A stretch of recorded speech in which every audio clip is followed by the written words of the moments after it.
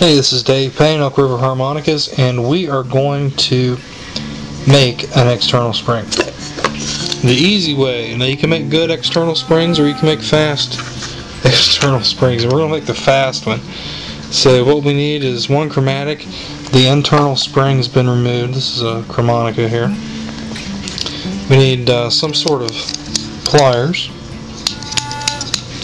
and we need an awl, which I'm going to use that for an awl right there. So what we do is also we need some feeler gauges, a small screw, and some kind of a washer for said screw. Okay, so with the awl, we're basically going to drill a hole into the bottom of the chromatic, and you want to make sure that, you want to use a small screw and not go very far, because ultimately you don't want to go very far into the comb. You don't want to go into the bottom of the chamber, which should start for hole 8, should start probably right about there. So you don't want to go into this thing any more than maybe a ½ an inch, really. So take our feeler gauges apart here, and held on by I think it screws out there. So I'll take these out, leaf through them here, see what we got. Let's see, there's a 0.5 millimeter, this one's pretty good, it's 3/1000ths of an inch, 0.2 millimeters, I guess it's, anyway, so we'll take these, and the thing with the feeler gauges is, the feeler gauge will break easily. So we're going to break it. So we don't have to cut it, we don't have to saw it. We're just going to break the thing. So we're going to put it right here on the comb where we're going to attach it. And see, the feeler gauge already has a hole there. So we're not going to have to drill it out. So we'll put it right where our screw hole is, line it up there, and we're trying to get everything as close to the center as we can. And then we're going to wrap it around here and see about where it should hit the button. So we're going to mark that somehow. I'm just going to mark it with a crease, like so. So we want to start. I want to cut this thing right about. Okay, so now I'm going to get the pliers here.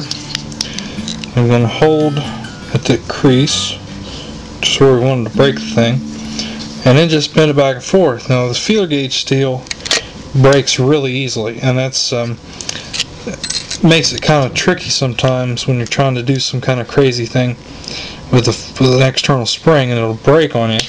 But it's easier to work this way than some of the other steels I've used, like banding steel. I've used that quite a bit. This stuff works really well. So now basically we've got a spring. So we're going to line this thing up and eyeball it there. And we want this end of this spring to come in right under the button. So if we go ahead and put it under the button right now, this is the spring we're left with. Now as you can see, it sticks, which means it needs to be shorter. Okay, so our spring's too long, and obviously we've got to shorten that. So we'll line this up and look at it again. I want it to be on the button, but I don't want it to push up. I actually want it to rest somewhere between the bottom of the button and the top.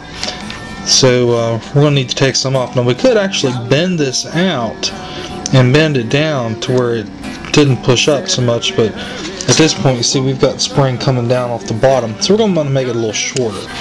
So what we're going to do is we're going to just break it again, and just going to do the same way. We're going to put the pliers on there, twist it a couple times. It's broken, and you want to make sure these pieces of metal go in a safe place, because somebody can get cut on these things, especially if you got kids like me. So now we're going to line this thing up, put it on the slide. Now look at that. Now actually we've got something that works. Now it's sticking, And that's actually enough to where we could just bend this out a little bit. We probably have a decently working slide. So we'll check, make sure our screw hole's lined up. Now when this thing's actually at rest, we're going to try to have it like right about there, because it's going to push down some. So make sure that's make sure everything's lined up here before we make any more adjustments up here. And there we go. There's a couple reasons one of these slide springs will stick on you. One is it'll be pushing up, and the force of it pushing up will catch on the slide, and that'll make it stick. Another reason, it could be rough on the edges, and that'll make it stick, because anytime an external slide spring will stick, unless there's something going on inside, the slide's dirty or something like that, it's because the top of the spring is pushing up or is scraping along. Somehow it hits the top of the slide and it sticks the whole thing. So, ordinarily, on a slide I wouldn't make a straight, just a straight piece like that. But this is our simple, very simple slide. So we're not going to do anything too fancy. Now you can take sandpaper, or actually a file might work better. I'm going to use this diamond knife sharpener and just take all those burrs off, because those burrs will make a slide stick. Here it is.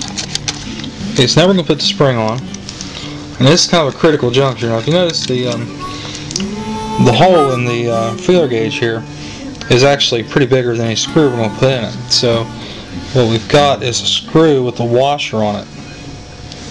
So instead of the screw head falling through, it'll stay now. So we're going to take this screw and washer,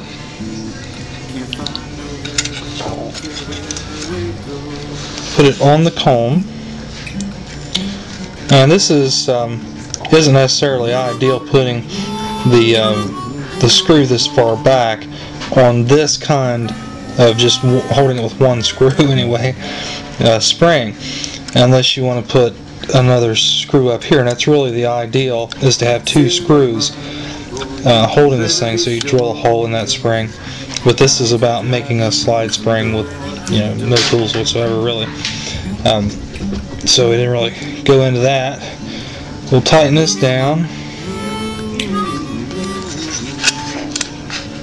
and check it on the slide. We'll put it under the button, and that's how it's going to operate.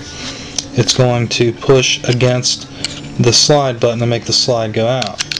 So I'm going to work it while it's loose. I'm going to work it a little bit and let it settle to where it wants to be. So now it's sticking. So when it sticks, what you've got usually is the slide itself is scraping against the spring is scraping against the slide. So as it travels, it's pushing up and it makes it stick. So we're going to want to back this up a little bit. Try right about there. Effectively, we're making the spring shorter by moving the spring on that screw. So that looks pretty good right there. Feels pretty good. So now I'm going to tighten it up. And any adjustments we can make now will be by bending it. So in the end, we've got a pretty fun slide here. It's not necessarily ideal because it can't kick off if you push against it from the side, and of course you don't want to do this on your best chromatic, especially your first one. You want to use it on one that you don't mind messing up if the worst happens. Here's another slide design that's a little bit more of an ideal. It's got a tab that actually goes inside the slide button and pushes it that way. And at no point when you push in this does it actually push up against and touch the slide.